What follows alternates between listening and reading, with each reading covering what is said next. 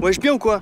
Aujourd'hui, nous allons nous pencher sur un terme qui peut sauver des vies et vous assurer 200 ans de bonheur si vous passez ce dictionnaire à 100 personnes ou plus. C'est le terme hoax, qui signifie canular en bon vieux français et qui désigne une fausse information, une fausse rumeur, une fausse nouvelle, une fausse sceptique, ayant pour but de toucher le destinataire en son fort intérieur pour laisser agir son sentiment de compassion, de manière à ce qu'il forward le plus possible ce petit message à tous ses contacts, au cas où ce serait vrai. On sait jamais! Mais si, on sait! À la différence du spam, le hoax est plus vicieux. Il revêt généralement un déguisement inoffensif, comme par exemple une chaîne de solidarité. Tiens donc, encore une pétition. Pour sauver les bébés pingouins du Sahara violés par des chameaux sauvages. Quelle drôle d'idée. Regardons la vidéo. Oh mon Dieu! Il peut reprendre une info récente pour que...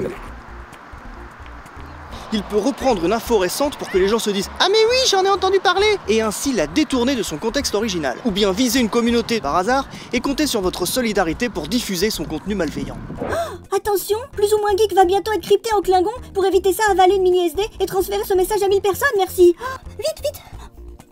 Transférer. Le but d'un hoax est super simple. Prendre les gens pour des cons et miser sur leur crédulité pour se laisser propager tranquillement. Ainsi, le message que vous transférez contient votre nom ou votre adresse mail, ce qui permet de faire des listes revendues à prix d'or aux spammers.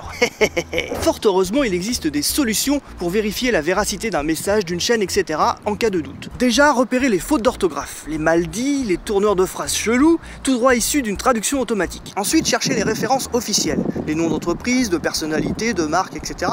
et faire une brève recherche sur eux. Et si vous n'êtes pas fan de recherche, il existe des sites internet qui le font pour vous. Ils recensent régulièrement tous les hoax en circulation et vous permettent ainsi de ne pas vous faire avoir.